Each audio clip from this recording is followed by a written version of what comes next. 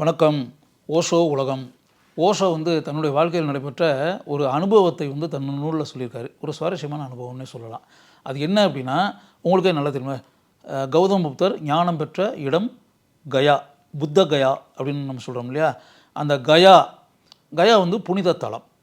அதாவது சுற்றுலா பயணிகள் நிறையா புத்தர் போதி மரத்திற்கு அடியில் ஞானம் பெற்றார் அப்படின்னு வரும்போது அந்த போதி மரத்தை பார்ப்பதற்காகவும் அந்த புத்தர் இருந்த அந்த புனித தலத்தில் நம்முடைய கால்கள் பட வேண்டும் அப்படின்றதுக்காகவே கோடிக்கணக்கான மக்கள் உலகமெங்கும் இருந்து அந்த இடத்தை தேடி வருகிறார்கள்.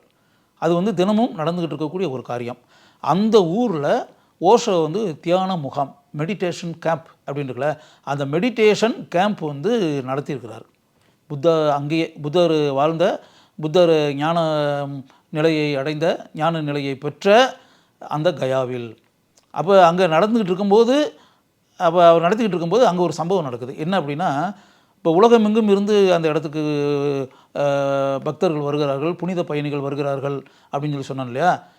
திபெத் இருக்கு இல்லையா, திபெத்திலிருந்து நிறைய பயணிகள் புத்தருடைய ஞானம் பெற்ற அந்த கயா அங்கே அந்த போதி மரத்தை பார்த்து, போதி மரத்தை தரிசித்து, அந்த இடத்தில் நம்முடைய காலடிகள் கட்டாயம் பட வேண்டும் என்ற வேட்கையுடன் வருவது அப்படின்றது எப்போவுமே நடந்துக்கிட்டு இருக்கக்கூடிய ஒரு விஷயம்.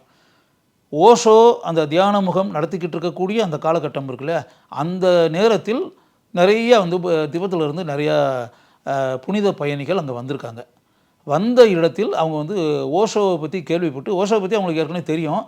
ஓஷோ அந்த ஊரில் வந்திருக்காரு, தியான முகாம் நடத்திக்கிட்டு இருக்காரு அப்படின்னு வரும்போது ஓஷோவை பார்க்க வேண்டும் என்று அவங்க ஆசைப்பட்டிருக்காங்க. ஆசைப்பட்டு இதை மாதிரி சுவாமிகளை நாங்கள் பார்க்கணும், அவரை நேரடியாக பார்த்து அவருடைய ஞான கருத்துக்களை நாங்கள் கேட்கணும், அப்படி கேட்டோம்னா வாழ்க்கையில் எங்களுக்கு பயனுள்ளதாக இருக்கும்னு சொல்லி நாங்கள் நினைக்கிறோம் அப்படின்ற மாதிரி அவங்க சொன்னாங்க. இந்த செய்தி ஓஷோவுக்கு தெரிவிக்கப்பட்டது. ஓஷோ அவங்கள பார்க்க விரும்பலை. இல்லை நான் அவங்கள பார்க்க விரும்பலை அப்படின்ட்டார். என்ன காரணம் அப்படின்னா, அது ஓஷோ தான் உங்களுக்கு ஒரு சென்ஸ் ஆஃப் ஹியூமர் இருக்கக்கூடிய ஒருத்தர் தானே, நகைச்சுவை உணர்வு கொண்டவர் தானே. அவர் ஏன் அதை மறுத்தார்?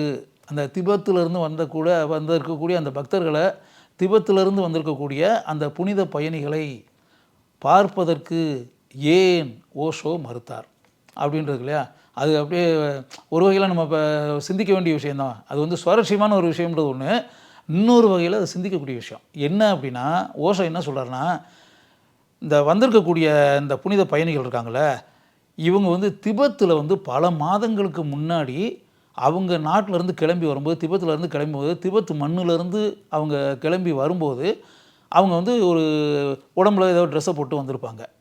அந்த ட்ரெஸ்ஸை போட்டு பல மாதங்கள் இந்தியாவில் இருந்திருக்காங்கல்ல, அந்த ட்ரெஸ்ஸை அவங்க கலட்டியிருக்கவே மாட்டாங்க. அந்த ட்ரெஸ்ஸு போட்டிருக்க ட்ரெஸ் இருக்குன்னா அது அழுக்கடைஞ்சு போயிருக்கும், வேர்வை நாத்தம் எல்லாமே வரும், மழை பேஞ்சிருக்கும், குளிர் அடிச்சிருக்கும், தண்ணி பட்டிருக்கும், சூறாவளி பட்டிருக்கும், புயல் பட்டிருக்கும், காற்று வீசியிருக்கும், தென்றல் பட்டிருக்கும், எல்லாமே இருக்கும், வெயில் பட்டிருக்கும், வேர்வை வந்திருக்கும். இதெல்லாம் போய் அந்த ஆடை அழுக்கடைஞ்சு போய் பேர்ட் ஸ்மெல் அப்படின்னு இருக்குல்ல, கெட்ட நாற்றம் இருக்கக்கூடிய அளவுக்கு அவங்களுடைய உள்ளாடை மேலாடை எல்லாமே இருக்கும். அப்போ இப்படி இருந்துச்சு அப்படின்னா, ட்ரெஸ்ஸை அடிக்கடி மாற்றிக்கிட்டே இருக்கணும்ல. திபெத்தில் வரக்கூடியவங்க ஆடைகளை மாற்ற மாட்டார்கள். ஒரு ஆடை போட்டால் அதுக்கு மேலே இன்னொரு ட்ரெஸ்ஸை போட்டுக்குருவாங்க. இன்னும் கொஞ்சம் நாள் ஆச்சுன்னா அதுக்கு மேலே வேறு ஒரு ட்ரெஸ்ஸு, ஒரு ட்ரெஸ்ஸுக்கு மேலே ட்ரெஸ்ஸு, ஒருக்கு மேலே ட்ரெஸ்ஸு, ஒரு ட்ரெஸ்ஸுக்கு மேலே இன்னொரு ட்ரெஸ்ஸு. இதுதான் அவங்களுடைய பழக்க வழக்கங்கள் அப்படின்னு. இப்போ ஏற்கனவே அழுக்கடைஞ்சு போன ட்ரெஸ்ஸுக்கு மேலே இன்னொரு அழுக்கடைஞ்ச ஆடை, அதுக்கு மேலே இன்னொரு அழுக்கடைஞ்ச ஆடை, அதுக்கு மேலே இன்னொரு அழுக்கடைஞ்ச ஆடை, இப்படி உடம்பு ஃபுல்லாக ஏகப்பட்ட அழுக்கடைந்த ஆடைகளை, உள்ளாடைகளை, மேலாடைகளை அணிந்து கொண்டு இப்படி இருந்தால் அவங்ககிட்ட எப்படி கெட்ட நாத்தம் வராது? அவங்க பக்கத்தில் வந்தாலே நம்மளால் மூக்கை பொத்திக்கிற லெவலில் தான் இருக்கும். அப்படிப்பட்ட மனிதர்கள் என்னை பார்க்க வேண்டும் என்று விரும்பி வருகிறார்கள் என்று வைத்துக்கொள்வாங்க. நான் எப்படிங்க அவங்க பக்கத்தில் உட்கார முடியும்? நான் எப்படி அவங்க உடம்புலேருந்து வரக்கூடிய நாற்றத்தை எப்படி சகித்து கொள்ள முடியும் அப்படின்னு சொல்லி ஓஷோ சொல்கிறாரு. அவர் என்ன சொல்கிறாருன்னா, அவங்க தெரிஞ்சுக்கிற வேண்டாமா? அதாவது அவங்களுக்கு அந்த திபெத்தில் சில விஷயங்களில் அவங்க ஃபாலோ பண்ணக்கூடிய சில முறைகளில், மத நம்பிக்கைகளில் சில நம்பிக்கைகள் இருக்கலாம். அதெல்லாம் மூடத்தனம், மேட்னஸ், முட்டாள்தனம், மடத்தனம், ஃபூலிஷ்னஸ் அப்படின்னு ஓஷோ சொல்கிறாரு. அதனால் வந்து சில பழக்க வழக்கங்கள் நாம் இருக்கக்கூடிய நாட்டில், நாம் இருக்கக்கூடிய மாநிலங்களில், நாம் இருக்கக்கூடிய ஊரில் இந்த பழக்க வழக்கங்கள் இருக்கலாம். அந்த ஊரை விட்டு நீங்கள் கிளம்பி வந்துட்டீங்களே, இந்தியாவுக்கு வந்தாச்சுல, வந்து எத்தனையோ மாதங்கள் ஆயிடுச்சுல, ஆன பிறகு உங்கள் நாடு, உங்கள் மண்ணினுடைய அங்கே இருக்கக்கூடிய அந்த சீதோஷ்ண நிலை, அங்கே இருக்கக்கூடிய காலநிலை எல்லாமே வேறு. இந்தியாவுக்கு வந்த பிறகு இந்தியாவினுடைய காலநிலை, இங்கே இருக்கக்கூடிய விஷயங்கள் எல்லாமே வேறு. அப்போ இந்த நாட்டுக்கு வந்த பிறகு, இந்த மண்ணில் கால் வச்ச பிறகு இங்கு எப்படி இருக்க வேண்டுமோ அப்படி உங்களை மாற்றிக்கிறணும். அதுதான் புத்திசாலித்தனம்.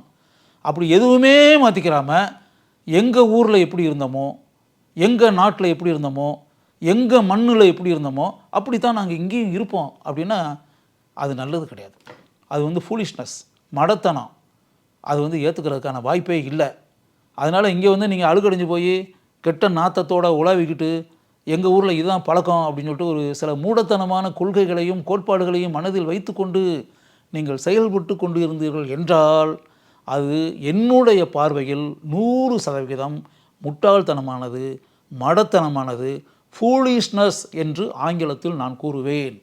அதனால் வந்து அந்த திபெத்திலிருந்து வந்த மக்களை அவங்க வந்து ஆன்மீக பயணமாகவே வந்திருக்கலாம், என்கிட்டருந்து அறக்கருத்துக்களை கேட்க வேண்டும் என்று மனதில் ஆசைப்பட்டிருக்கலாம். அந்த ஆசையெல்லாம் மனதில் இருந்தால் கூட அவர்களை நான் பார்க்க விரும்பவில்லை அப்படின்னு ஓஷோ வந்து உறுதியான குரலில் கூறிவிட்டார். இதிலிருந்து நம்ம தெரிஞ்சுக்கிற வேண்டிய விஷயம் என்ன?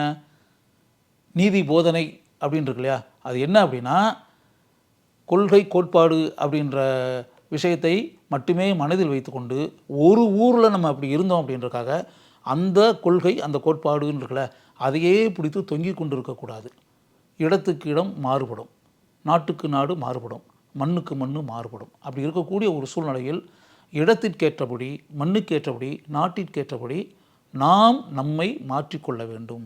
அப்படி இல்லாமல் வந்து ஒரு குறிப்பிட்ட மூட நம்பிக்கைகளுக்கு ஆட்பட்டு மூட நம்பிக்கைகளில் சிக்கி செயல்பட்டு கொண்டிருந்தால் அது புத்திசாலித்தனமான, விரும்பக்கூடிய, வரவேற்கத்தக்க காரியம் அல்ல அப்படின்னு சொல்லிட்டு. அதனால் எனக்கு தேவை, ஓஷோ என்ன சொல்கிறாருன்னா, இப்படிப்பட்ட மூடர்கள் அல்ல, நான் விரும்புவது புத்திசாலிகள். புத்திசாலிகளாக இருங்கள். அப்படி இருப்பது தான் இந்த உலகத்திற்கு, உங்களுடைய வளர்ச்சிக்கு, உங்களுடைய உயர்வுக்கு நல்லது அப்படின்னு சொல்லி ஓஷோ சொல்கிறாரு. இதை பற்றி நீங்கள் ஆழமாக சிந்தியுங்கள்.